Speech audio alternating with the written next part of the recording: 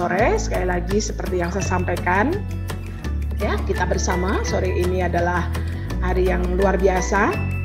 Kita bersama-sama dengan seorang perempuan cantik. Nah, sudah muncul ya. Ibu Megawati Budiono bukanlah seorang yang nganggur, artinya sangat padat waktunya. Bahkan ketika saya kontak sedang di Amerika, sedang di Australia, di Singapura, yang ya ada berobat di Amerika ya.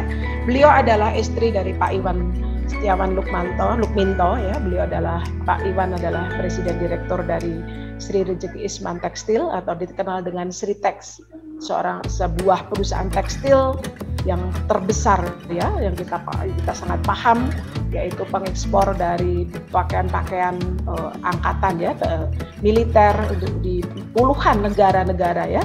Bahkan pada masa-masa pandemi, Sritex banyak mengambil peran, khususnya di pertama kali adalah yang membuat sebuah gagasan untuk semua karyawannya memakai masker waktu itu sehingga bisa terhindar dengan baik. Itu sebuah keputusan yang luar biasa, dan setelah itu terjadi pandemi, jadi sudah menjadi sebuah kebiasaan bahwa semua karyawan itu memakai masker ya. Kita bersyukur Ibu Mega adalah seorang ibu dari 3 orang putri dan putra ya. Dia seorang juga aktivis di dalam pendidikan, karena Bu Mega memiliki sekolah yang mendidik anak-anak ya. Mungkin nanti akan Ibu banyak cerita. Pada bulan Maret yang lalu saya melihat YouTube-nya, beliau sedang bicara tentang parenting, bagaimana mendidik anak-anak di masa pandemi. Itu adalah sebuah kesulitan yang besar, dan Bu Mega bisa memberikan sebuah gagasan atau sebuah trik-trik ya bagi ibu-ibu yang saat ini sedang bermasalah atau mengalami kesulitan ketika mendidik anak-anak di masa pandemi. Beliau juga di dalam pelayanan adalah, Bu Mega adalah seorang ketua majelis dari sebuah gereja, yaitu GKI Coyudan Solo. Saya kira saya tidak akan banyak memperkenalkan beliau karena pasti beliau nanti akan bicara dari hatinya. Mari kita sambut Ibu Megawati Budiono Setiawan Lukminto. Mari Ibu, Tuhan memberkati. Terima kasih Bu Ningsih atas waktunya dan juga introduction-nya yang bikin saya jadi haru ya. Jadi saya merasa bahwa saya ada hari ini itu karena penyertaan Tuhan, dan saya diberi karunia oleh Tuhan menjadi istri Pak Iwan ya Lukminto, yang menjadi presiden. Itu juga suatu anugerah dan juga ini ya tantangan tersendiri gitu. Dan saya sendiri punya 3 orang anak, yang terbesar sudah berumur 19 tahun, yang terlagi akan kuliah, lalu cowok-cowok cewek 19, 17, dan 15. Jadi sudah melalui masa-masa remaja, dan saya sebagai orang tua sendiri banyak sekali belajar dari anak-anak saya juga. Dan selama saya mengelola di sekolah, saya juga banyak belajar ya bagaimana mendengar keluhan-keluhan orang tua, keluhan-keluhan dari guru, keluhan dari kepala sekolah, dan bahkan masalah-masalah yang terjadi di sekolah. Dan tidak hanya di situ saja, saya juga bekerja secara aktif. Saya full time di Sritex sendiri. Jadi saya di sana meskipun sebagai komisaris, tapi saya juga menduduki jabatan sebagai treasurer juga. Dan sekarang saya dipindah tugaskan untuk mengawasi marketing juga. Jadi selama pandemi ini saya percaya ya tidak ada orang yang tidak diberikan cobaan atau cobaan dalam hidup itu tidak melihat status, kedudukan, dan harta ya. Semua juga mengalami hal yang sama. Dan itu juga termasuk juga dari Sritex juga selama pandemi ini juga bukan berarti meskipun kita bertahan, tetapi bukan berarti kita tidak mengalami banyak cobaan. Cobaan itu ada. Dan levelnya juga, saya percaya levelnya juga berbeda-beda, level stresnya juga berbeda-beda, tetapi semuanya di mata Tuhan sama. Ya. Jadi mungkin saya akan mulai saja ya Bu Ningsih ya. Terima kasih atas kesempatan yang diberikan Bu Ningsih. Saya nggak tahu ini mungkin yang keberapa kali ya saya harus delay, saya harus tunda-tunda karena ada hal-hal yang itu tadi yang di luar perhitungan kita semua, saya pribadi sendiri, sehingga saya harus delay. Dan ketika Bu Ningsih tiba-tiba aja muncul, Bu, ini tanggal 16 September ini. Nah, bagi saya itu ini ya seperti terus terang saya mau menerima atau enggak itu kan tergantung dari saya. Tetapi ketika saya membaca lagi judul Stay positif, stay motivated yang dulu kita pernah omongkan, saya jadi seperti tertampar ya, kamu sendiri yang mengajukan ini, kamu harus menunjukkan contoh bagaimana harus stay positif di tengah-tengah kegalauan ini semua ya. Kita pasti semua pernah galau kan. Jadi saya harus memaksakan diri juga ya, bangkit dari kegalauan, dari segala macam pikiran-pikiran yang memasuk di dalam pikiran saya untuk mulai bangkit lagi, harus menjadi harus membagikan sesuatu yang memang sejak dulu saya ingin bagikan. Baik, saya nggak akan ngomong panjang lagi. Saya akan coba ini saya awalnya saya nggak pakai presentasi ya, tetapi saya pikir mungkin lebih menyenangkan kalau ada gambar-gambar itu supaya nggak ngantuk ya. Kalau lihat wajah saya mungkin bosen gitu ya. Kalau lihat gambar-gambar itu mungkin akan lebih menarik ya. Jadi memang kalau pakai presentasi ini jadi waktunya juga banyak ini ya, banyak yang harus, karena saya orangnya agak perfeksionis, kadang-kadang harus begini jadi last minute ya. Saya akan coba untuk menyajikan bagaimana cara saya mengatasi segala macam tantangan ya, cobaan-cobaan dalam hidup ini yang bagi saya semuanya mengalami hal yang sama ya. Saya melihat tadi Bu Ervina juga mengalami pengalaman yang cukup menegangkan. Saya juga sempat mengalami hal yang sama di dalam kesehatan, di dalam menghadapi COVID dan lain-lain halnya. Dan saya berterima kasih juga atas kesaksiannya, dan itu menunjukkan bahwa memang Tuhan kita itu luar biasa setia kepada kita.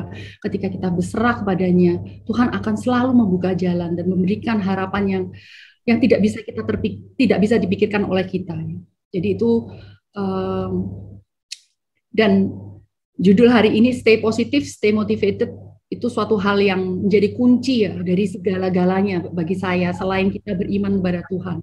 Karena itu di dalam hal kita menghadapi masalah, kalau kita tidak bisa berpikir positif, itu hasilnya akan menjadi ini ya. Makanya kita harus bersyukur sebagai orang beriman, kita diberi Tuhan itu sudah memberikan suatu positivity di dalam kehidupan kita, di dalam pikiran kita. Tadi Bu Ningsih selalu ini ya, terus bicara tentang moving forward. Moving forward itu adalah judul tema yang pernah diberikan kepada saya dulu. Nah, ini saya ingin mengingatkan sedikit tentang yang saya pernah omongkan dulu ya. Jadi bagaimana kita meresponi ya sebagai perempuan yang beriman di masa-masa pandemi, gimana kita moving forward terhadap pandemi. Ini flashback aja, kalau dulu bagaimana caranya kita bisa moving forward terhadap pandemi ini, tetapi kan pandemi kan macam-macam ya dampaknya ya. Dan saya lihat ternyata di dalam 4 poin yang saya omongkan, poin kedua ternyata berpikir positif. Jadi memang saya senang dengan kata-kata positif ini karena itu memang bagi saya itu adalah kunci dari segala-galanya ya, bagaimana kita menghadapi tantangannya. Untuk itu saya terima kasih kepada Bu Ningsih juga yang memberikan tema ini karena membuat saya jadi ingat, dan ternyata ketika saya ini ya coba mencari bahan-bahan ya supaya saya bisa menyajikan yang lebih baik lagi, dan saya juga berusaha research, Google semua tentang positivity dan motivated. Ternyata saya ingat ada satu motivator yang saya suka bernama Zig Ziglar. Ternyata dia juga membuat buku yang isinya tuh ternyata sama persis yang diomongkan Bu Ningsih ya. Stay positive ya, how to stay positive and motivated to create success. Jadi bagaimana caranya kita bisa berpikir positif untuk bertahan menjadi positif dan termotivasi supaya bisa menciptakan sukses. Jadi ini sebenarnya kunci dari sukses sebenarnya. Dan saya melihat banyak orang-orang suksesnya ini, kuncinya juga mereka tuh selalu terlihat positif dan termotivated gitu. Nah, bagaimana caranya supaya bisa stay motivated? Nah, ini banyak sekali ya, kalau saya baca di Google itu, waduh, banyak sekali resep-resep, banyak sekali cara-cara, dan saya baca semua rata-rata mirip gitu, mirip sekali. Mungkin sebelumnya saya ingin mencoba ini ya, ngetes sebentar. Mungkin mungkin ibu-ibu, sorry kok ada bapaknya, ini ibu-ibu ya. Mungkin sering melihat ini ya, sering melihat tes-tes ini. Apa yang terlihat ini di dalam foto ini, ada gelas yang berisi air ya. Mungkin sudah sering mendengarkan ya, atau orang menyajikan seperti ini mungkin di WA ya. Kira-kira apa yang terlihat menurut ibu? sekalian. Nah, ini nggak perlu dijawab di sini, soalnya saya nggak tahu kan semua harus mute ya. Mungkin ada ibu-ibu yang merasa loh. Bisa chatting, Bu. Bisa di chatting. Mungkin bisa ngetik ya. Nah, silakan. Gitu ya, Bu ya. Chatting. Lihatnya di mana nih? Oke. Mungkin ada yang melihat, saya untuk cek chattingnya saya baca di mana ya ini ya. Sebentar. Karena ini memang saya coba.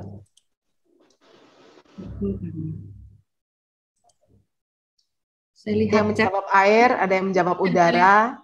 Saya bacakan, Bu, ada yang mau menjawab gelas setengah penuh, gelas setengah terisi air, air setengah penuh. Ya, ini. Ya, berarti ini kalau yang bisa menjawab ini biasanya yang sudah pernah dapat kuis seperti ini ya, setengah penuh, setengah, ada yang setengah kosong ya. Nah, ketika saya melihat ini, saya jadi ingat lagi, kalau saya melihat ini apa ya? Biasanya kan saya lihat, biasa gelasnya kan penuh ya. Kok ini kok jadi setengah aja, kok jadi setengah. Nah, setengah yang kosong atau setengah yang penuh. Nah, ini ada yang jawab setengah penuh, ada yang setengah kosong. Oke, ada yang menjawab haus, lucu. Oke. Jadi ini memang pertanyaan, kita melihat persepsi orang ya, melihat gelas ini apakah setengah penuh atau setengah kosong. Karena ini sebenarnya akan berrelasi dengan cara berpikir kita melihat suatu masalah, kosong dan penuh. Oke.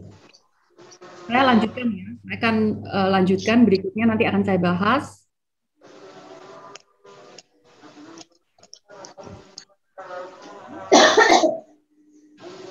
Biasanya kalau orang yang melihat setengah penuh itu lebih terlihat sebagai seorang yang lebih optimis ya, melihat setengah penuh ya daripada setengah kosong. Jadi orang yang setengah penuh ini ciri-cirinya ini saya ambil dari Pak Gita Wirjawan ya, ex-menteri kita, bahwa orang yang melihat penuh itu orangnya lebih optimis lah istilahnya ya.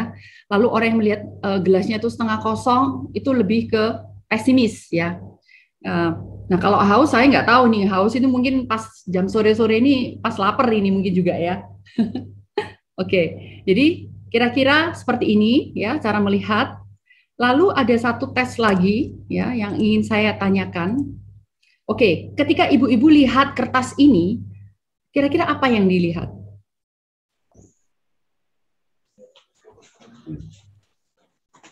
Saya ingin, saya nggak tahu apakah bisa membaca apa yang Ada yang menulis titik. Oh, titik. Ya, titik. Ada yang menulis putih.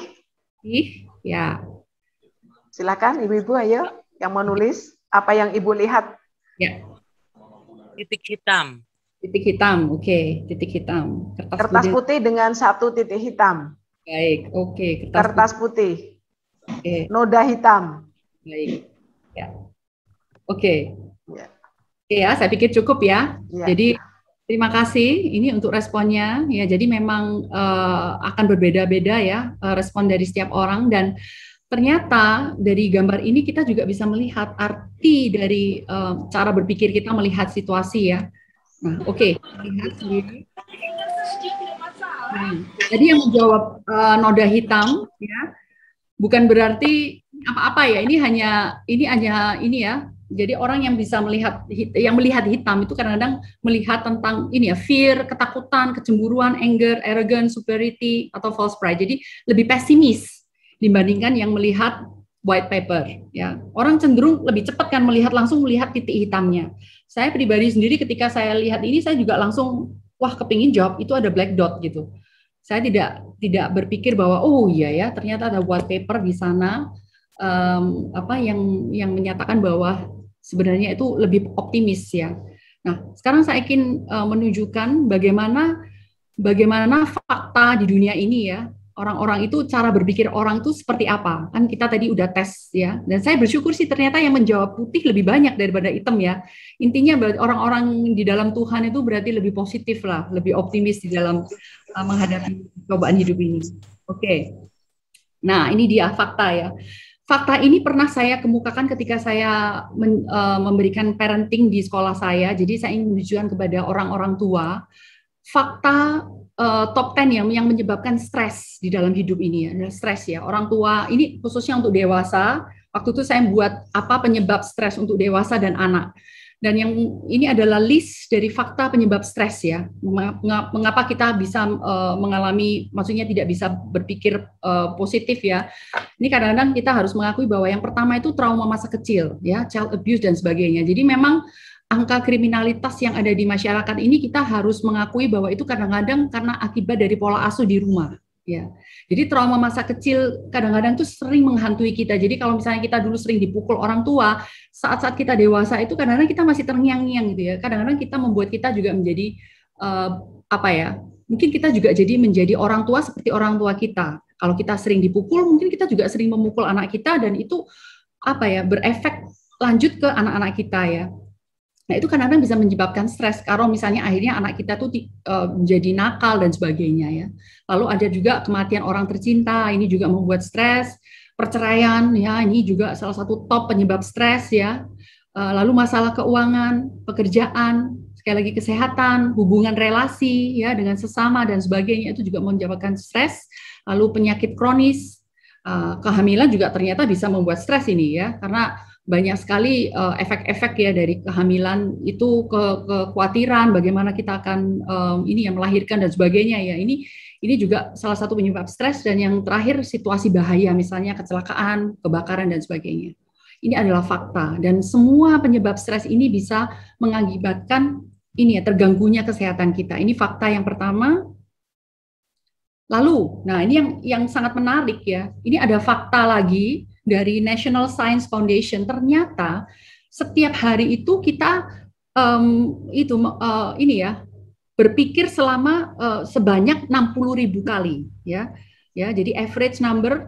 Jadi 60.000 kali dalam satu hari kita akan berpikir 60.000 kali dan 59% itu sebenarnya hanya ulangan saja gitu yang sehari sebelumnya. Kita kemarin berpikir apa, hari ini kita berpikir apa. Jadi kalau kemarin kita pikirnya jelek-jelek ya, jelek-jelek. Dan yang mengejutkan lagi ternyata 80% ya itu adalah negative thinking. Yang dipikirkan itu, yang diingat itu hanya yang negatif ya. Kalau yang positif itu jarang gitu. Justru 80% orang di dunia ini ternyata itu berpikir negative thinking ya. Jadi makanya tidak heran kalau ketika kita memandang sesuatu ya, selama kita hidup di dunia ini, itu yang kita pikirkan itu memang kita kecenderungannya berpikir yang negatif duluan ya. Dan lucunya, ini kalau ada penelitian dari Cornell University ya, itu 85% yang kita khawatirkan itu sebenarnya nggak pernah terjadi gitu. Kita cuma khawatir aja ya, 80% negatif itu sebenarnya 85% itu tidak pernah terjadi gitu. Lucu ya. Dan memang 7 out of 10, jadi 70% orang dewasa itu mengalami stres atau kekhawatiran setiap hari. Jadi sangat nyata ya bahwa ini adalah fakta yang kita harus mengalami gitu ya. Khawatir, stres, lalu bingung, berpikir negatif itu adalah sesuatu yang biasa dan sangat normal ya. Dan ini adalah, dan kalau kita lihat lagi ini datanya 24% ternyata tuh perempuan stres daripada laki-laki yang cuma 17%. Jadi 24% ya itu, jadi orang perempuan itu berpikirnya lebih banyak daripada orang cowok ya. Kita tuh mikirnya ini mungkin yang cowok ada mikirnya segini ya, kita jauh lebih besar ya. Nah, ini adalah fakta yang harus kita mengerti supaya kita tuh merasa bahwa it's okay, nggak apa-apa gitu, kadang-kadang kita mempunyai negative thinking ya. Nah, untuk itu, nah ini saya mungkin kasih kesimpulan aja ya dari hasil saya baca-baca semuanya, dan memang alasan kenapa kita tidak bisa berpikir positif atau merasa tidak termotivasi itu karena itu tadi, yang pertama tidak percaya diri atau peragu ya, kita selalu melihat kekurangan atau melihat kesalahan masa lalu. Lalu yang kedua kita selalu merasa takut ya. Gimana kalau what if ya? What if gimana kalau saya gagal? Gimana kalau saya hasil presentasi saya nggak bagus? Gimana kalau saya pekerjaan saya begini? Bagaimana kalau anak saya begini? Bagaimana kalau suami saya begini? Dan sebagainya, takut ya. Lalu kadang-kadang kita juga ini ya, yang nomor 3, takut meminta pertolongan. Sebenarnya kita tuh butuh, kita nggak bisa. Tetapi gara-gara ego, pride, akhirnya kita nggak usah deh gitu ya. Kita delay aja, nggak usah gitu kan ya. Itu adalah salah satu kenapa kita tidak bisa berpikir positif, takut, lalu tidak punya waktu, menunda-nunda ya. Selalu merasa, aduh aku nggak bisa deh, aduh pekerjaanku banyak, wah ini waktuku nggak bisa ya, selalu menunda ya. Lalu yang kelima, kemarahan atau kita selalu memblaming atau selalu menyalahkan ya, menyalahkan dengan keadaan kita, menyalahkan, aku nggak bisa, aku nggak mau karena keadaanku seperti ini. Coba kalau aku punya, kalau misalnya aku punya suami seperti ini, kalau aku punya anak yang seperti ini, kalau aku dilahirkan di keluarga seperti ini, kalau misalnya aku punya pekerjaan seperti ini. Nah, jadi kemarahan itu selalu ada sehingga kita tuh susah untuk bisa berpikir secara positif ya, selalu negatif, selalu menyalahkan diri sendiri, menyalahkan orang lain, keadaan dan sebagainya. Dan yang keenam, perfeksionis ya. Perfeksionis atau lebih ini ya, terlalu banyak pikiran lah ya. Kalau begini gimana, kalau begini gimana. Jadi orang yang perfeksionis ini susah untuk berpikir secara positif karena dia terlalu menghitung, penuh dengan perhitungan. Ya, ini kira-kira alasan kenapa kita tidak bisa berpikir positif. Dan, nah, ini saya ingin berbagi bahwa berdasarkan dari survei atau bukan survei ya, ini adalah studi ya, bahwa ini ya studi dari 70.000 ya perempuan tahun 2004 sampai 2012 ternyata ada keuntungan kalau kita tuh optimistik ya atau kita berpikir positif. Ini keuntungannya ya. Ternyata itu berdampak banget terhadap kesehatan kita dan ini benar-benar terbukti. Jadi bukan abal-abal atau hoax. Dan apa sih hubungannya berpikir positif atau optimis sama kesehatan? Ternyata ada ya, saya lihat jurnal banyak kesehatan dan di Google juga banyak sekali bukti-bukti ternyata kalau kita tuh optimis itu bisa menurunkan risiko kematian dari berbagai macam penyakit seperti jantung, stroke, kanker, infeksi dan penyakit saluran pernafasan. Lalu kalau optimis kita juga mempunyai kualitas hidup yang lebih baik, kita mempunyai level energi yang lebih tinggi, mempunyai kesehatan fisik dan mental yang lebih baik. Dan kalau kita sakit, kita bisa mempercepat pemulihan kesehatan, ya. Kita juga mempunyai tingkat depresi juga akan lebih rendah. Lalu manajemen stres dan keterampilan bertahan hidup juga akan lebih baik dan rentang hidup yang lebih panjang atau umurnya lebih panjang lah istilahnya ya. Jadi ini adalah keuntungan-keuntungan kalau kita berpikir optimis atau positive thinking ya. Lalu bagaimana dengan ini ada ayat yang sangat bisa menggambarkan, semua pasti tahu ya, ini ayat ini sangat terkenal di zaman pandemi. Jadi Amsal 17:22 ini ternyata benar ya, Tuhan sendiri sudah mengatakan bahwa hati yang gembira adalah obat yang manjur, tapi semangat yang patah menginginkan tulang. Nah, hati yang gembira itu akan ada ketika kita bisa berpikir positif. Selama kita tidak bisa berpikir positif, kita nggak akan bisa gembira dan itu tidak akan menjadi obat, tapi akan menjadi racun. Ini sangat relevan sekali ya dengan penelitian. Kalau zaman dulu nggak ada penelitiannya, ternyata itu terbukti ya. Ini adalah langsung dari Tuhan resepnya ya, hati yang gembira. Nah, efek samping pesimis, ternyata dari hasil studi juga ternyata membuktikan bahwa kalau orang yang selalu pesimis itu biasanya kalau ya pasti selalu pesimis ya, selalu stres dan selalu marah ya, selalu ada marah ya. Dan kalau selalu pesimis, stres dan marah itu akan bisa mengganggu metabolisme dan fungsi imun. Imun kita langsung drop ya. Dan efek stres yang berkepanjangan juga akan bisa menaikkan inflamasi di tubuh. Jadi kalau kita sudah ada infeksi di dalam, itu akan bisa langsung tambah jelek ya, karena dia menghasilkan hormon-hormon yang tidak baik untuk tubuh ya. Nah, gejala-gejala penyakit seperti pusing, nyeri tubuh mual, kecapean, susah tidur, ini adalah salah satu bukti nyata ketika kita stres.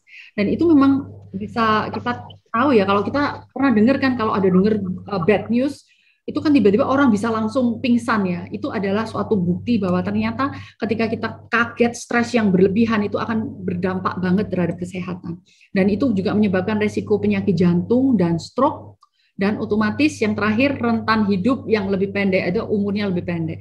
Tapi tidak berarti orang yang gembira juga ini ya, enggak ya. Cuman kita juga harus berhati-hati bahwa jangan sampai ya, kita harus menjaga diri kita, menjaga hati kita, sebenarnya tuh ya ini tadi ya, karena itu akan berdampak sekali terhadap kesehatan kita ya. Jadi ingat ya, keuntungan dan efek samping dari ini negative thinking dan positive thinking ini bagaimana keuntungannya. Ini kita harus tahu. Jadi kita harus berusaha untuk menekan, untuk fight back ya ketika kita sedang menghadapi banyak negative thinking ya, diserang ya, intimidasi dari pikiran-pikiran negatif itu bagi saya itu adalah yang paling susah ya untuk dilawan ya. Nah, untuk itu Nah, terus bagaimana caranya kita berpikir positif dan tetap termotivasi ketika berhadapan dengan masalah? Nah, saya percaya setiap ibu-ibu di sini pasti punya caranya sendiri-sendiri ya. Tadi Bu Ervina juga sharing tentang bagaimana dia mengalahkan ini ya kekhawatirannya dan bagaimana Tuhan menyembuhkan, membantu dan sebagainya. Saya percaya itu juga Bu Ervina pasti akan mempunyai tips-tips yang luar biasa ya. Nah, ini bagi saya pribadi. Saya menyusun ada 6 ya. Yang pertama otomatis ini kembali ke iman ya, fokus ke hal-hal yang baik. Jadi saya ingat ketika kita mendapat masalah, berita jelek, berita buruk, hal-hal yang saya coba berusaha untuk berpikir adalah saya berpikir hal-hal yang baik ya. Ketika kita berita jelek ini, saya coba mencari apa sih maksud Tuhan terhadap semuanya ini. Kenapa kok saya harus mengalami hal seperti ini? Apakah Tuhan ingin memberikan kepada saya pelajaran apa gitu kan? Ya, jadi apakah kesalahan saya apa? Jadi saya berusaha untuk ini self reflect dan saya berusaha untuk melihat hal yang baik ya. Jadi ini ada ayat yang sangat bagi saya cukup menguatkan di Filipi 4 ayat 8. Jadi akhirnya saudara-saudara, semua yang benar, semua yang mulia, semua yang adil, semua yang suci, semua yang manis, semua yang sedap didengar, semua yang disebut kebajikan dan patut dipuji, pikirkanlah semuanya itu. Jadi ketika saya mendengar berita jelek, saya berusaha melihat apa ya kebaikan dari kejadian itu. Ya, itu yang saya coba lakukan. Memang nggak mudah, tetapi saya berusaha untuk melatih diri saya untuk melihat ke hal-hal yang baik, apapun itu. Dan ini memang kita tidak bisa tidak ya kalau kita tidak punya iman terhadap Tuhan Yesus. Jadi memang bagi saya yang pertama itu kita harus punya iman. Saya percaya bahwa ibu-ibu yang ada di sini hanya satu yang bisa membuat kita menjadi kuat, yaitu ketika kita punya iman, kita punya Tuhan kita yang luar biasa. Jadi ini mutlak yang sudah nggak mungkin tidak bisa gitu kan. Jadi iman bagi saya itu adalah hal-hal yang bagi saya sangat penting ya.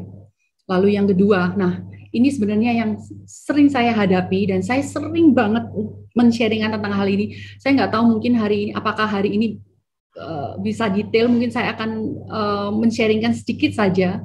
Jadi ini sering saya bagikan di acara parenting dan juga atau ketika ada konflik di perusahaan saya atau konflik di mana aja ya. Itu seringkali saya lihat bahwa kesalahpahaman itu yang membuat konflik itu menjadi besar. Dan akhirnya kita tuh mengalami konflik itu ya. Jadi sangat penting sekali kita tuh harus belajar memahami karakter diri kita sendiri dan karakter orang lain. Kenapa konflik itu terjadi? Karena kita selalu melihat diri kita yang baik, orang lain yang aneh atau salah. Itu yang biasanya terjadi. Di tempat saya juga sama. Jadi mereka selalu menuding atau melihat orang lain itu seperti itu, dianya enggak. Nah, itu saya pikir karena mereka kurang memahami karakter diri dan karakter orang lain. Jadi sebenarnya sangat baik sekali kalau kita bisa belajar tentang karakter, ya. Jadi tentang psikologi lah ya, tentang diri sendiri dan orang lain. Mungkin kadang-kadang kita males belajar lagi, itu kan teori tok, terlalu banyak teori yang kita harus gimana. Tapi percayalah ibu-ibu, kalau kita bisa belajar ya, keuntungannya luar biasa ya. Kita bisa mengurangi kesalahpahaman, kita bisa mengurangi konflik dan stres, kita bisa menghargai perbedaan, kita bisa menerima orang lain dan diri sendiri, dan mempelajari karakter itu bisa memberikan kedamaian yang luar biasa loh. Jadi kalau dulu saya nggak ngerti diri saya dan orang lain, saya selalu, saya ini yang terbaik, itu kok aneh ya. Tetapi setelah saya melihat dan memahami, ternyata setiap orang itu unik, setiap orang itu spesial dan setiap orang itu beautiful ya. Seperti ada kata-kata ya, when you fall for someone personality, everything about them become beautiful. Ketika kita melihat bisa fall itu ya mencintai personality-nya orang lain, semua tentang mereka itu akan menjadi beautiful. Nah ini kalau kita bisa belajar ini ya, tadi kita lihat penyebab stres itu kan trauma ya, trauma masa kecil itu karena mungkin orang tua tidak bisa memahami dirinya dan anaknya, akhirnya menjadi kasus. Lalu tadi yang ketiga itu adalah perceraian. Perceraian terjadi ketika ada konflik di dalam komunikasi di dalam rumah tangganya. Nah itu salah satunya yaitu tadi kurang paham tentang diri kita dan diri suami dan anak ya, itu bisa menjadikan konflik dan akhirnya bisa menyebabkan perceraian. Dan saya lihat penyebab perceraian itu juga terbanyak adalah kesalahpahaman sebenarnya ya. Nah ini saya nggak bisa metani sedikit-sedikit secara dalam karena memang waktunya nggak ada. Tetapi saya berharap ibu-ibu kalau ada waktu bisa beli buku ini Personality Plus. Mungkin sering mendengar lah ya, karena banyak sekali motivator atau bahkan ini ya di gereja pun biasanya membahas tentang ini ya. Jadi tipe kepribadian Personality Florence Ritter adalah seorang Kristen juga, di mana dia mempelajari teori dari Hippocrates. Jadi ini udah lama sekali, tahun 460 before Christ. Jadi sebelum Masehi ya, itu tentang four temperament. Jadi teori ini sudah terbukti ribuan tahun ya, zaman Tuhan Yesus sebelum lahir pun ada seorang yang namanya Hippocrates, dia terkenal sebagai dari Yunani, dokter Yunani. Jadi bapak dari penemu obat-obatan ya yang zaman dulu. Jadi Tuhan memberikan hikmat kepada dia sehingga dia mempelajari ternyata di tubuh manusia itu ada mempunyai 4 temperamen dan 4 temperamen. Jadi temperamen yang ini itu mempunyai sifat seperti apa sih ya. Jadi teori ini tidak sembarangan sebenarnya. Jadi ada bukti ilmiahnya dan ternyata setiap manusia itu dilahirkan memang berbeda-beda dan spesial dan ini terbukti secara ilmiah ya. Nah, saya hanya ingin membagikan bahwa ini yang paling simpel sih sebenarnya. Teori tentang karakter itu kan banyak ya, ada yang 16 kepribadian, ada yang teori ini. Tapi bagi saya paling suka yang ini karena paling simpel. Hanya ada 4 saja kepribadian ya. Jadi kepribadian yang pertama adalah kepribadian yang koleris. Koleris itu adalah seseorang yang orangnya keras, independen, mempunyai visi ya, biasanya tipe leader, sangat produktif, tegas, tipe kepemimpinan ya. Tetapi ada juga kejelekannya, kadang-kadang orangnya sangat dingin ya, cepat puas diri, ceroboh, dominan, sulit mengampuni, sarkastik, pemarah dan kejam ya. Jadi bagi tipe-tipe pemimpin yang keras dan sebagainya ini kita bisa tahu bahwa ini tipe koleris ya, atau suami-suami kita atau diri kita sendiri misalnya kalau kita kayaknya seperti ini. Nah, berarti kita itu adalah tipe seorang yang koleris ya, tipe pemimpin. Lalu sanguin ya, sanguin adalah tipe yang hangat, bersahabat ya, selalu senyum, berbelas kasihan, responsif ya, orangnya fun, antusias, ramah dan banyak bicara. Tapi ada kejelekannya, dia tidak disiplin, emosi labil, tidak produktif, egosentris, membesar-besarkan masalah ya. Antara sanguin dan koleris, dua karakter ini sebenarnya masuk kategori yang outgoing ya. Extrovert ya, optimistic, outgoing, outspoken, dia tuh ramah, positive thinking ya, tipe leader sebenarnya ya. Lalu kita melihat tipe yang ketiga yaitu pragmatis yang di bawah ya, orangnya kalem, pendamai ya, objektif, diplomatis, efisien, teratur, cuek, tidak peduli, praktis, humoris dan dapat diandalkan. Tetapi kekurangannya cepat khawatir, penakut, ya, suka menunda-nunda, tidak punya motivasi, cari aman sendiri, tidak tegas, kikir dan egois. Ya, ini kira-kira ciri orang pragmatis. Jadi, tetapi dia bagusnya dia pendamai, pendengar yang baik, temennya banyak sekali. Orang suka ngomong sama dia karena dia sangat pendengar yang baik dan sangat diplomatis ya. Jawabannya itu menyenangkan sekali. Ya. Sebaliknya, ini ada lagi yang tipe terakhir ya, yang simple melankolis. Ini melankolis ini yang paling sering kita dengar ya. Oh, itu melankolis banget, melo-melo ya. Arti melankolis apa sih? Ternyata orang melankolis itu mempunyai ini ya, sangat berbakat biasanya, sangat pintar sekali, analitis ya, orangnya pendiam, perfeksionis ya, orangnya tekun, disiplin dan rela berkorban. Tetapi ada kekurangannya dia seorang yang pemurung, suka membalas dendam, berpusat pada diri sendiri, berpikir negatif, ya, kurang bermasyarakat dan perasa atau teoritis. Ya. Ini adalah melankolis. Jadi melankolis dan pragmatis sebenarnya lebih cenderung ke introvert, ya, pesimis atau lebih negative thinking dibanding dengan sanguin dan koleris. Ya. Kenapa saya share tentang 3 personality ini? Karena seringkali di dalam kehidupan kita itu kita bertemu dengan orang-orang yang berbeda-beda. Ya. Ketika dulu saya tidak mengetahui tentang karakter ini, saya selalu menjudge. Saya sering banget menjudge orang lain seperti, oh dia itu kayak gini ya, oh kok ini gini. Tapi setelah saya tahu bahwa ini adalah juga ciptaan Tuhan yang sangat mulia, ya. Jadi setiap orang diciptakan berbeda. Ternyata ketika saya melihat orang di dalam perspektif ini menjadi menarik gitu, menjadi spesial ya orang ini. Ada orang yang kelihatannya kaku ya, kelihatannya ngomongannya tegas ya, seperti suami saya itu Kalau nggak tegas, kalau nggak koleris, nggak mungkin ada Sri Tech hari ini gitu ya. Bisa besar seperti ini, bisa bertumbuh kalau suami saya nggak koleris gitu. Dan awal-awal saya juga terkaget-kaget karena kadang-kadang ya itu tadi, kalau marah nakutin ya, cenderung kadang-kadang kata-katanya kejem gitu kan ya. Tetapi ternyata setelah saya lihat, ternyata memang karena dia dilahirkan sebagai seorang koleris oleh Tuhan, jadi memang dia ditempatkan, jadi saya bisa menerima dengan baik gitu ya. Lalu lalu kalau kita melihat orang yang plekmatis, kesannya kok pasif ya, orang ini nggak misalnya ini kita ngomong anak aja ya, biasanya orang tua yang sanguin, yang positif ya, kalau punya anak yang pragmatis atau melankolis itu yang paling banyak konflik ya, seringkali konflik. Kok anakku ini sebenarnya di rumah aja sih, kok pemurung sih, kok nggak suka bergaul sih, kok di rumah aja, kok kayaknya main game terus di kamar, nggak mau ketemu sama orang kok. Jadi orang tua yang sanguin dan koleris paling tidak tahan melihat anak yang melankolis dan pragmatis. Nah, itu yang harus kita ketahui ya, kita harus bisa menerima. Saya dulu juga demikian ya, melihat anak saya ternyata melankolis banget, nggak suka bergaul. Saya jadi stres, saya jadi marah ya, saya menyalahkan dia, kenapa kamu nggak mau pergi keluar atau beraktivitas atau kayaknya nggak ada motivasi untuk hidup lah istilahnya ya. Ternyata itu termasuk dari karakter yang dia punya gitu. Dan ternyata kita juga harus bisa menerima, acceptance. Makanya saya pikir ya, nomor 2 itu kita harus bisa menerima ya, belajar memahami karakter diri dan orang lain. Ketika kita bisa menerima, akhirnya kedamaian itu ada. Kita bisa menerima mereka dengan baik.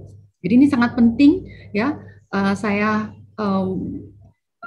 sarankan kalau ada waktu lebih bisa beli bukunya, dibaca, dan coba lihat diri kita apa, anak kita apa, suami kita apa, teman kita apa, ya.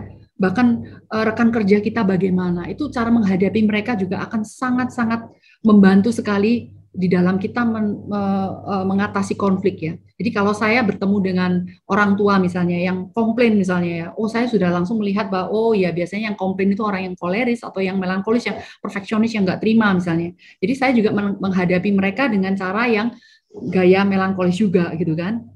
Saya berusaha untuk memberikan banyak data kepada orang melankolis, saya berusaha untuk menenangkan dan sebagainya, dan itu sangat membantu ya. Nah, jadi kalau kita bisa memahami lebih baik, ini akan sangat membantu sekali di dalam penerimaan kepada mereka. Nah, jadi memang orang yang melankolis itu akan lebih diam dibanding orang sanguin ya. Dan bedanya melankolis dan plekmatis. Plekmatis itu lebih ke people oriented, melankolis itu lebih ke task oriented. Melankolis dengan koleris itu sama ya dalam hal pekerjaan. Kalau melankolis itu orangnya perfeksionis dalam hal pekerjaan ya. Kalau pekerjaannya nggak selesai dia akan stres ya. Koleris juga sama. Dia lebih ke task oriented, tidak melihat ke manusianya. Kalau plekmatis dan sanguin itu lebih ke people oriented atau lebih ke orang ya, jadi pekewoan ya, orang sungkanan itu plekmatis gitu ya. Kadang-kadang jenuhkan itu bahaya. Akhirnya daripada dia rame-rame, diem aja. Nah itu juga nggak bagus ya. Nah kalau sanguin itu terlalu mengiyakan semuanya gitu, karena dia penggembira, dia nggak bisa say no, selalu ini ya menjadi kayak apa ya, selalu iyalah ya. Akhirnya kecentok sendiri gitu ya, dia nggak disiplin. Tapi orang sanguin itu idenya luar biasa, marketing yang luar biasa. Kalau ngomong bagus sekali ya, ada dia ceria gitu kan. Ya, tapi ketika kita tahu ini ya, sanguin. Nah, ketika kita tahu karakter kita apa ya, yang paling penting adalah kita harus belajar lebih kekurangan kita apa, kelemahan kita apa ya. Kalau kita merasa kita misalnya sanguin ya, aku mau harus lebih melankolis ya. Saya tidak disiplin, saya harus belajar untuk lebih disiplin, lebih lebih tekun dan sebagainya. Kalau melankolis, kalau kita merasa bahwa diri kita melankolis misalnya ya, sekarang ini ya, aduh ternyata aku nih pemurung ya. Ternyata anakku nih pemurung ya. Nah, terimalah diri kita ya. Terimalah anak kita, lalu belajarlah untuk bisa lebih hangat atau bersahabat misalnya seperti sanguin, atau belajarlah kita menjadi seorang yang lebih koleris ya, lebih tegas misalnya ya, dan sebagainya. Kalau kita seorang yang koleris ya, orangnya keras, belajarlah lebih kalem, tenang gitu menghadapi konflik, menghadapi orang lain dan sebagainya. Jadi ini sangat bermanfaat sekali ya di dalam menghadapi konflik ya, stres. Ini yang pertama. Lalu bahasa kasih pasti semuanya sudah tahu ya tentang bahasa kasih. Ini adalah suatu hal-hal psikologi juga yang penting sekali oleh Gary Chapman, juga seorang pendeta, di mana memahami orang lain itu ternyata tidak hanya karakter saja, personality atau kepribadian, tetapi kita harus tahu bahasa kasihnya apa. Ada 5. Yang pertama, act of service, ya, pelayanan. Lalu ada juga yang kata-kata. Lalu ada juga yang quality time atau waktu bersama, lalu ada physical touch atau physical itu seperti touch ya, physical touch, pelukan misalnya, lalu receiving gifts atau reward. Jadi sangat penting sekali untuk kita bisa mengetahui tentang ini ya. Kadang-kadang kita merasa bahwa kita sudah memberikan segala-galanya ya, kita sudah kasih hadiah, kita udah, ternyata pasangan kita nggak pernah menghargai. Ternyata yang diminta oleh mereka hanyalah ini quality time gitu ya, ada kebersamaan, bercakap-cakap secara pribadi ya dengan penuh perhatian, itu yang diminta. Jadi kalau kita bisa mempelajari bahasa kasih, ini akan sangat bisa mengurangi konflik ya. Dan saya pribadi belajar ini sangat membantu sekali di dalam mendisiplinkan anak, terus terang ya, atau mencintai anak kita. Karena saya ingat konselor saya selalu berbicara bahwa jangan pernah mencintai anak kita atau pasangan kita. Saya juga heran loh, kenapa kita nggak boleh mencintai ya? Ternyata ketika kita mencintai pasangan kita atau mencintai anak kita, biasanya kita mencintai dengan bahasa kasih kita, ya. Kita dicintai kalau bagaimana sih? Nah, sedangkan setiap orang itu pasti punya bahasa kasih yang berbeda-beda. Anak kita mungkin saja bahasa kasihnya berbeda dengan kita, ya. Jadi kita harus tahu apa bahasa kasih pasangan kita atau anak kita. Jadi kalau act of service atau pelayanan itu memang menunjukkan kesediaan untuk menolong, kita suka menolong, meringankan beban, ngerjakan PR atau biasanya suami kita tuh suka kalau kita masakin ya, kita siapin pakaiannya, itu seneng banget karena saya merasa kayak dicintai banget ya. Ini adalah pelayanan ya. Lalu kalau kata-kata itu, kalau suami kita tuh kalau kita beri pujian ya, kasih semangat, peneguhan, penghargaan, itu dia merasa dicintai. Jadi bagi ibu-ibu ini jangan, saya pikir setiap suami pasti suka kalau diberi ini ya, dorongan atau pujian ya. Kita harus sering-sering memberikan pujian pada suami dan kepada anak juga. Apalagi kalau memang itu bahasa kasihnya ya. Biasanya anak yang bahasa kasihnya kata-kata, kalau dikritik nggak bisa. Suami dikritik sedikit langsung marah ya, anak dikritik langsung ngomongnya banyak gitu. Nah, kita langsung tahu, ini ternyata mungkin bahasa kasihnya kata-kata. Untuk itu kita harus bisa memberikan lebih banyak kata-kata positif kepada mereka. Karena semakin kita mengkritik terus, akhirnya apa yang dilakukan, dia akan semakin membalas kita dengan hal-hal yang membuat kita sedih gitu ya. Itu konflik. Jadi kita harus tahu bahasa kasih mereka apa. Lalu quality time. Ada anak yang suka banget kalau diajak bermain, diajak ngobrol-ngobrol. Ma, main ini, ma, main itu, ma. Kenapa mama nggak pulang-pulang misalnya ya? Atau suami juga, kenapa mama kok ngerumpinya lama sekali, kok nggak ini pulang-pulang minta ditemenin. Nah, itu berarti quality time. Kita harus tahu, kita harus sensitif ya. Kalau kita sudah apa yang dikomplainkan dia, itu biasanya bahasa kasihnya dia. Ya. Lalu ada physical touch ya. Sedikit-sedikit anak saya misalnya megang-megang saya, kalau dimarahin dia langsung meluk saya atau gimana ya. Suka belai-belainya, itu sudah tahu bahwa itu adalah bahasa kasihnya adalah pelukan. Nah, ketika dia marah atau ketika dia itu, peluklah dia gitu ya, jangan justru malah dimarahin ya.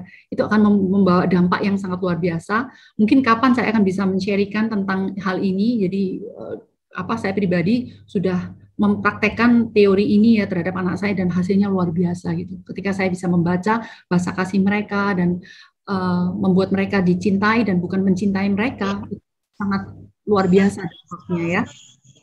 Lalu yang terakhir yaitu receiving gift atau reward ya. Itu adalah sesuatu seperti reward ya, gift. Nggak hanya gift sih, sebenarnya waktu kita ya, prioritas yang diberikan kepada mereka, hal-hal makanan misalnya, kita ingat dia sukanya apa, lalu kita bilang, ini aku ingat kamu ketika ini. Nah, itu membuat mereka merasa dicintai. Nah, hal-hal seperti ini sangat penting ya bagi kita untuk tahu ya. Mungkin ada waktu, kalau ibu-ibu punya waktu bisa beli buku ini juga, dan itu sangat-sangat akan membantu banget ketika kita mempelajari karakter orang lain ya. Jadi sehingga kita itu bisa accept, dan kenapa sih ternyata selama ini tuh saya udah masakin suami, sudah ini tuh ternyata nggak dihargai sama suami.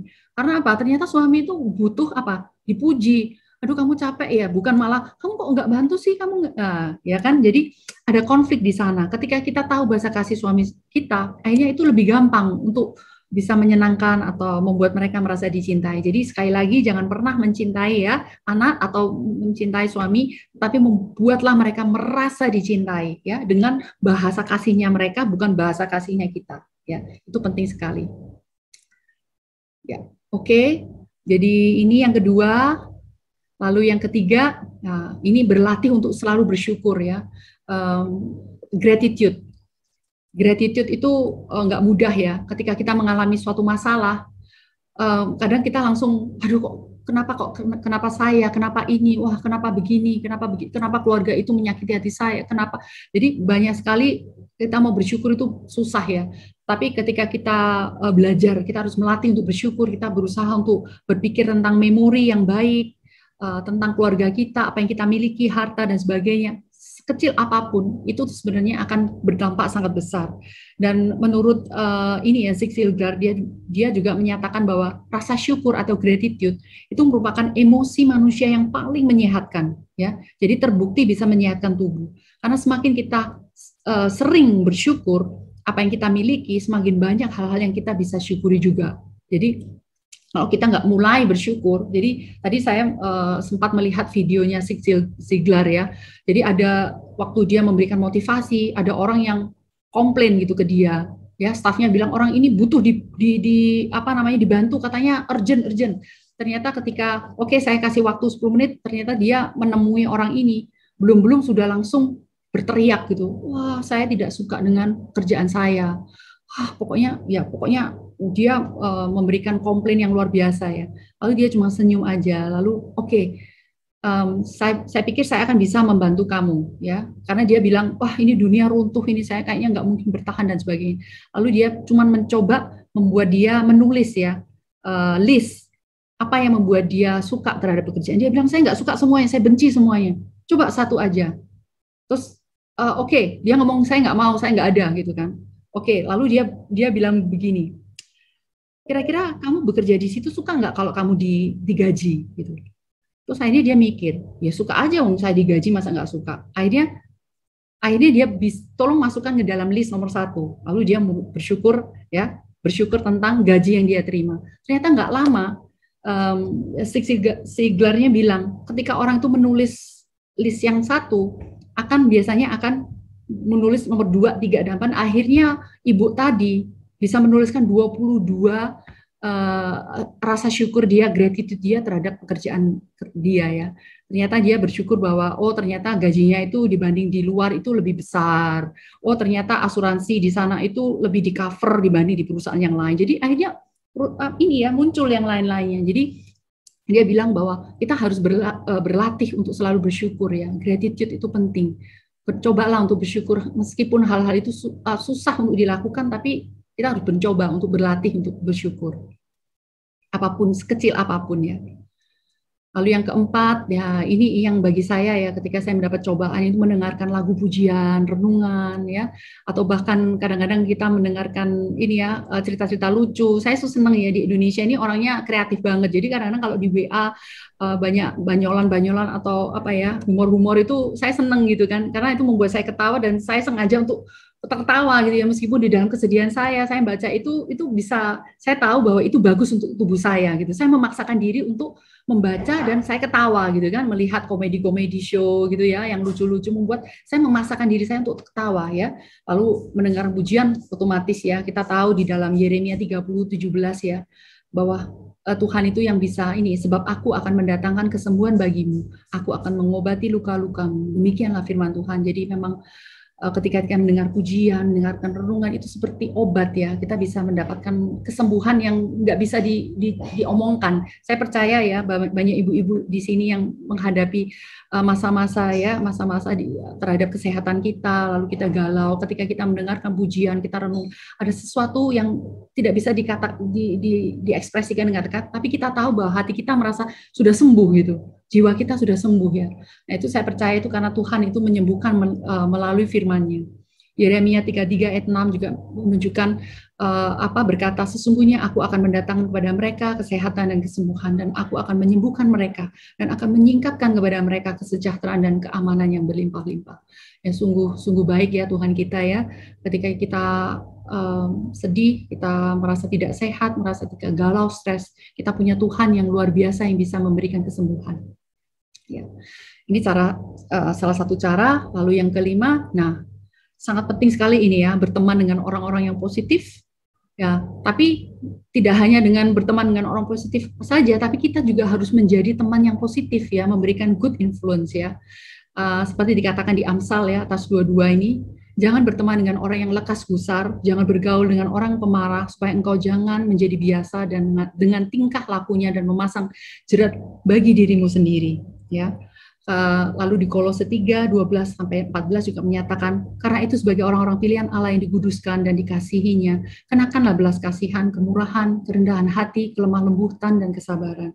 Sabarlah kamu terhadap seorang terhadap yang lain, dan ampunilah seorang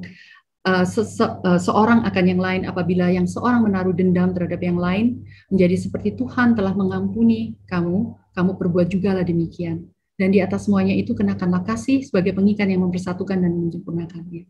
Jadi kadang-kadang ya secara tidak sengaja kita tuh ketika kita berteman dengan orang lain, kita sendiri tuh menjadi teman yang tidak positif loh. Ya, seperti misalnya kita tuh misalnya ada teman yang bercerita ya tentang kegalauannya atau lagi curhat ya.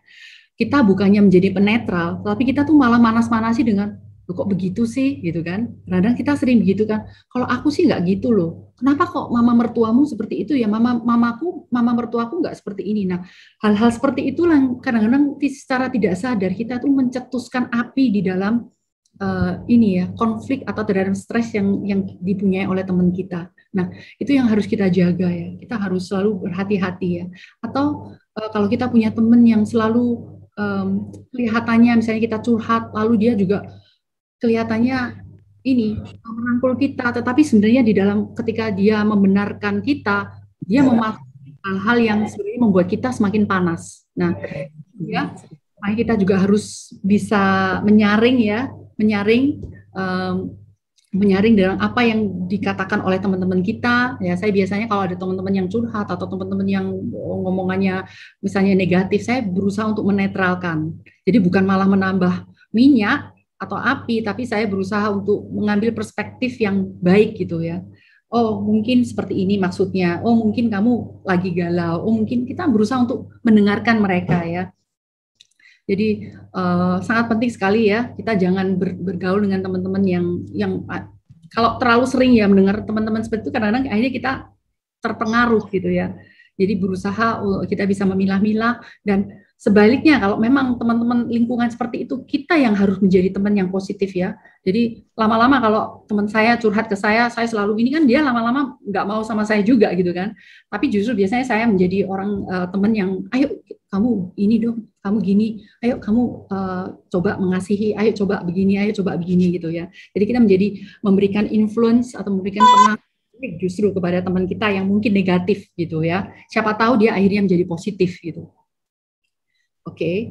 Lalu yang terakhir, nah ini ya, berlatih untuk berbicara terhadap diri sendiri, self-talk, dan orang lain termasuk keluarga, atau menjadi motivator. Jadi begini, seringkali ketika menghadapi masalah atau cobaan dan sebagainya, itu kita langsung yang terjadi kan tadi yang sudah saya katakan ya, langsung negative thinking kan, langsung ragu-ragu, kita takut dan sebagainya.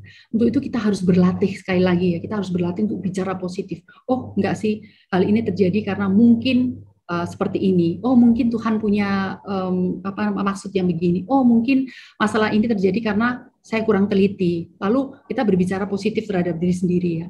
Lalu sangat penting juga terhadap orang lain, kita juga jangan terlalu sering komplain ya. Ini saya ngomong termasuk keluarga ini seringkali ya, kalau kita stres ya. Ini yang saya lihat ya. Kasus di sekolah saya, banyak anak-anak yang stres. Ternyata ketika kita gali, ternyata orang tuanya atau ibunya terutama ya, mamanya ini juga sering stres.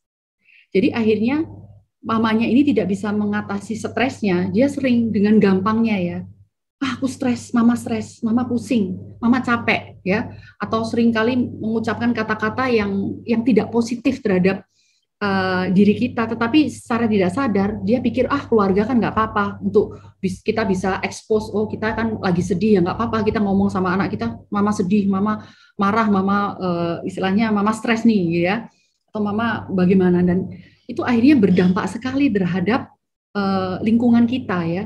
Jadi anak-anak kita jadi lebih gampang stres, mungkin suami kita juga lebih gampang stres. Jadi sangat penting sekali ya kita di dalam menghadapi masalah cobaan, kita itu justru harus menjadi motivator terhadap diri sendiri dan orang lain ya. Jadi saya itu juga berusaha sih ketika saya sedih, sakit atau bagaimana, saya berusaha untuk menunjukkan bahwa saya nggak sakit gitu, saya nggak stres ya. Tapi saya ngomong terus, oh saya harus begini ya. Jadi anak-anak saya, tadi saya tanya sama anak saya, kamu lihat mama ini gimana sih? Ini topiknya tentang stay positif ya. Menurut kamu gimana mama? Anak saya bilang, Ma, kalau kamu tuh too much terlalu over positif kalau menurut dia gitu kan, saya jadi ketawa, waduh, kok over ya. Jadi terlalu positif, jadi kadang-kadang bisa membuat anak saya juga terintimidasi mungkin ya. Jadi istilahnya motivasi ini sangat penting ya. Jadi hubungan positif dan motivated, sebenarnya motivasi itu adalah yang bisa membuat action ya. Motivasi ketika kita termotivasi itu pasti ada sesuatu pencetusnya. Kenapa kita termotivasi untuk melakukan sesuatu? Nah, biasanya kita tuh kalau ingin menjadi motivator, kita harus mempunyai goal atau ini ya, mimpi ya, baik kecil maupun besar ya. Ketika kita punya masalah ini ya, saya kasih contoh aja, misalnya ada suami atau suami atau anak kita atau siapapun yang kita tahu mengalami masalah atau mungkin dipanggil Tuhan misalnya. Wah, itu pasti kan itu ya penyebab stres tertinggi kedua ya, kita down ya. Saya melihat mama mertua saya itu luar biasa, karena ketika dia menghadapi stresnya dia, ternyata dia bilang ke kita semua bahwa mama harus bangkit dari ini ya, kesedihan yang teramat sangat dalam ini ya, karena awal-awal dia memang nangis terus ya. Tetapi satu hal yang membuat saya salut ya, ternyata dia bilang saya masih punya ini ya, kalian punya anak-anak, menantu, cucu ya, saya punya mimpi supaya saya masih punya goal. Saya masih punya ini ya, kalian semua, supaya aku pingin lihat kalian itu bahagia, aku pingin kalian itu pekerjaannya itu sukses dan sebagainya.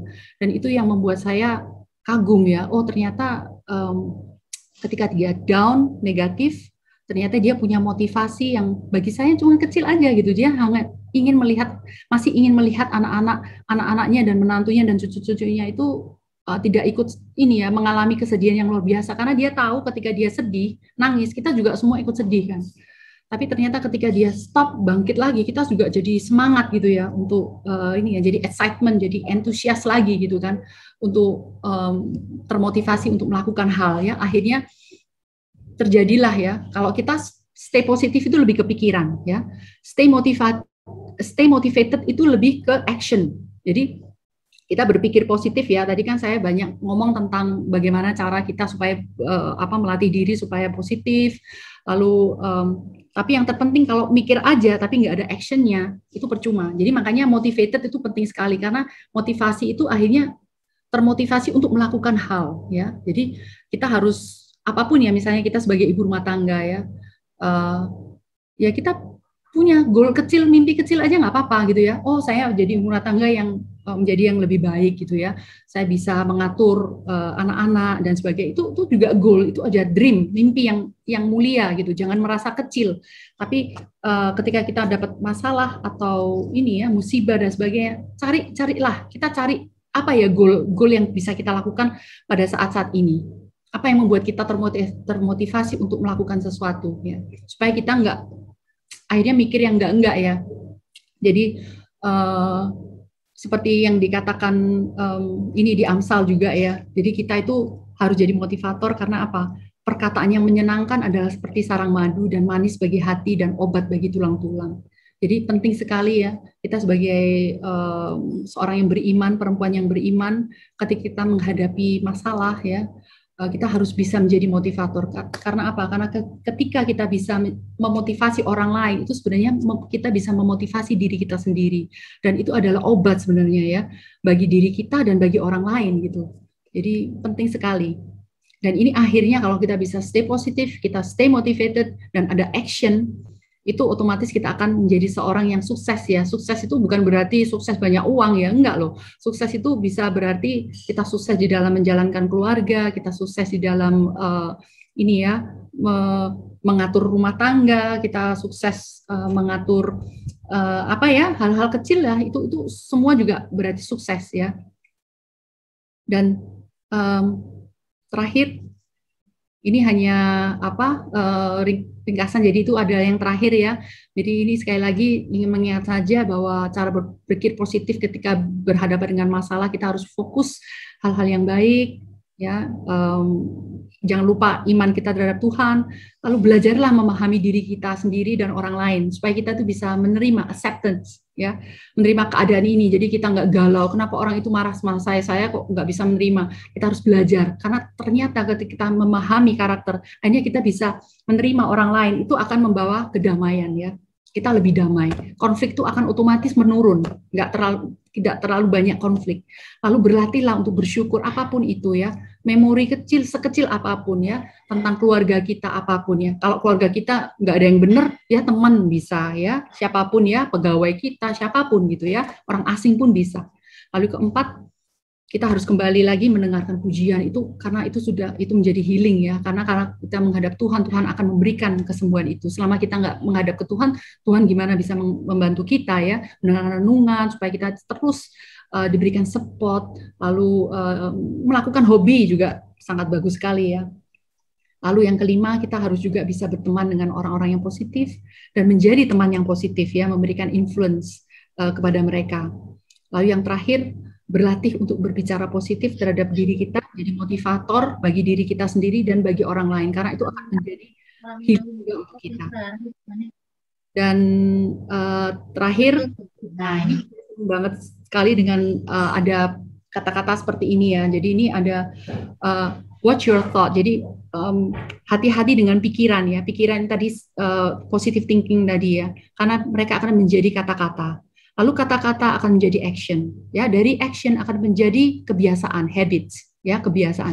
Dari habits akan menjadi karakter, dan dari karakter akan menjadi destiny atau nasib, ya. Banyak orang, nasibku tuh jelek, karena aku dilahirkan memang seperti ini. Orang tuaku berantakan, bercerai, orang tuaku nggak kaya, orang tuaku miskin, orang tuaku misalnya pun kaya ya, tapi nggak perhatian sama aku ya.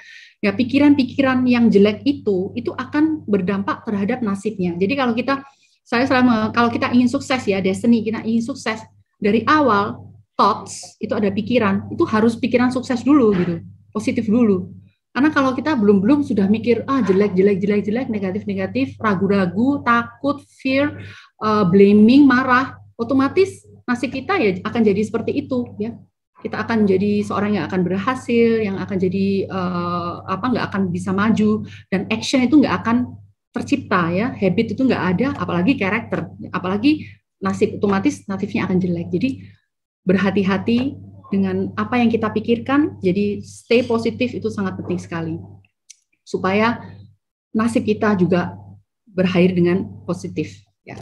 Jadi mungkin sekian dari saya, jadi stay positif dan stay motivated itu justru membawa kehidupan kita akan lebih baik lagi, dan sukses di dalam segala hal. Jadi sekali lagi terima kasih, semoga sharing saya ini bisa membantu sedikit ya di dalam menghadapi konflik, menghadapi stres, menghadapi ya cobaan-cobaan di dalam hidup ini.